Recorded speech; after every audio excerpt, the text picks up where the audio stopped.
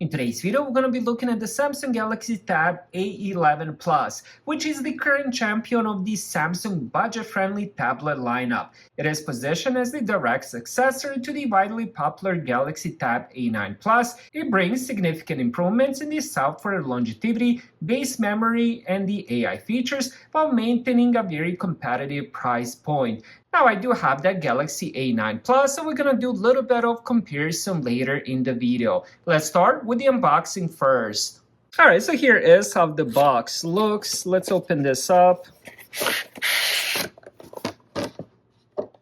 Inside the box, we have Samsung Care Quick Start Guide, USB-C to USB-C cable, and then we also have quick eject pin for the SD card.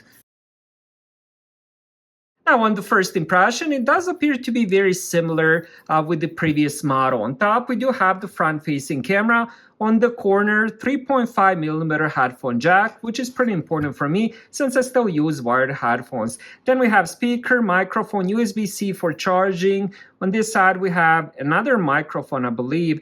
And then we have power button, volume controls. And then on this other end, we have more speakers. On the back, we have camera with no flash. Now, let's end up doing a quick comparison with the previous models. Even though both of these are gray, they do appear to be different shade of gray. Now, you can end up getting this in gray or silver. Same with this one.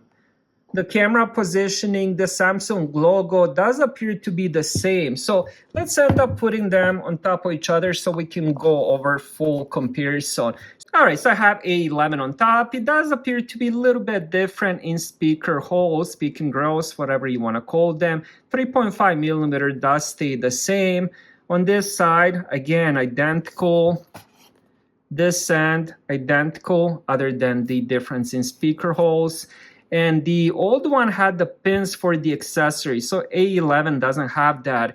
So that would be one difference, which would actually benefit the older model. So alright, so I just finished setting it up, and it was pretty much just like any other Android device. Alright, so here is how the front page looks. Let's end up checking some of the apps that this device comes with. So there's Netflix and Spotify. Everything else is pretty much just the Samsung and the Google apps. Also, with the Samsung devices, you do get few Microsoft apps as well, but you can remove them anytime you want to. Now, here is the screen display up close, and I gotta say, it does look pretty sharp.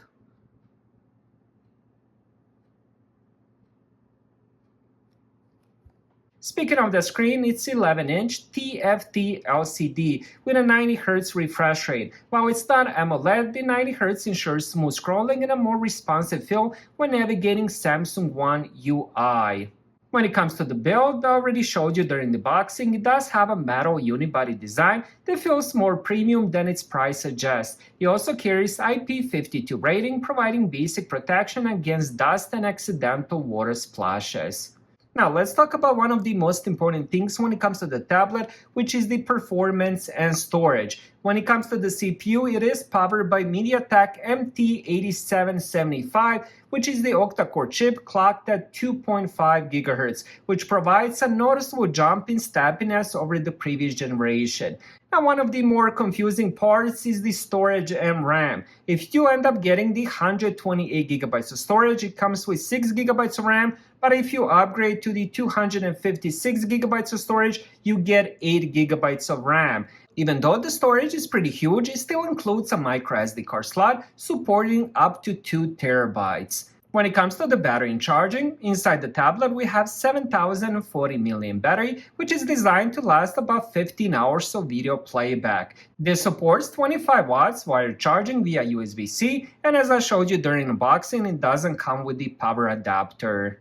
Now, one of the biggest differences, other than the performance versus previous generation, is definitely the software and the AI. So this would be the standout feature, and the Samsung has a commitment to longevity. This ships with the Android 16 and the Samsung One UI 8. It is eligible for 7 years of major OS upgrades and the patches, meaning this tablet will remain current until 2032.